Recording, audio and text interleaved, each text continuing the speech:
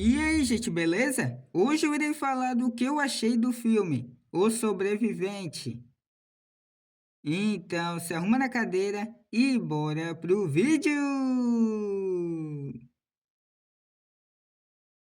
O Sobrevivente, filme dirigido pelo Edgar Wright, que é o diretor responsável por filmes como Em Ritmo de Fuga, Todo Mundo Quase Morto, Chumbo Grosso e vários outros.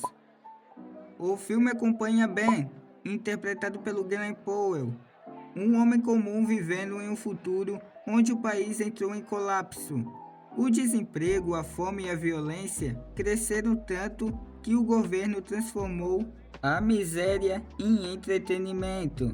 E o programa mais assistido do país é um jogo mortal transmitido ao vivo, onde os participantes precisam sobreviver sendo caçados por assassinos profissionais. E nisso Ben entra nessa disputa não por fama, mas pelo desespero. Ele precisa do dinheiro para cuidar da filha doente e vê o programa como a única chance de salvá-la. Vamos lá! Esse novo filme do Edgar Wright é uma segunda adaptação de um livro do Stephen King.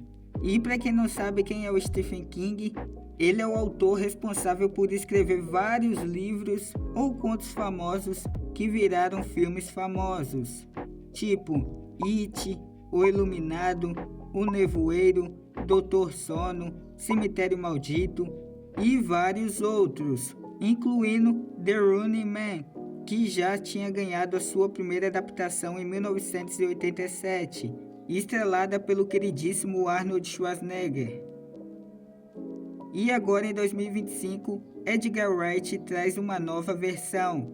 Mas vamos lá, o filme é bom? Mais ou menos. Eu saí meio decepcionado com esse filme, pois eu acompanho há bastante tempo o diretor Edgar Wright. E eu gosto muito dos trabalhos dele e do estilo que ele aplica nos filmes, pois, na minha opinião, ele tem personalidade. E nisso, quando foi anunciado esse filme, eu fiquei bastante curioso para assistir. Só que, na minha opinião, o resultado ficou abaixo do esperado. Mas vamos começar falando dos pontos positivos desse filme. E o primeiro ponto positivo desse filme é o humor. Quase todas as piadas desse filme funcionaram comigo. Nada de exagero, é aquele humor que entra na hora certa, sem parecer que o filme está implorando para você rir. E comigo funcionou muito bem. O outro ponto positivo desse filme são as cenas de ação. O filme tem várias sequências intensas de perseguição e confronto, e nesse quesito ele realmente não me decepcionou. E outro ponto positivo desse filme são os personagens do Glenn Powell e do Josh Brolin. Começando pelo personagem do Glenn Powell, na minha opinião, ele consegue carregar muito bem a história, mesmo tendo uma motivação bem clichê, aquela coisa de entrar no programa para salvar a filha e tudo mais. Mas nesse caso, eu passo o pano, porque o filme é baseado em um livro antigo do Stephen King, então faz sentido manter essa essência clássica. Já o personagem do Josh Brolin também merece destaque, pois eu curti muito o que ele fez, pois sempre que ele aparece ele domina as cenas. Ele consegue passar ameaça, e eu gostei muito desse vilão. E agora vamos falar dos pontos negativos desse filme. E um dos pontos negativos desse filme é que, na minha opinião, alguns personagens coadjuvantes desse filme tinham potencial para ter sido trabalhados de um jeito melhor. Dá para sentir que eles tinham algo interessante para acrescentar, mas acabam ficando meio jogados, aparecendo e sumindo rápido demais. Faltou dar um espaço maior para eles.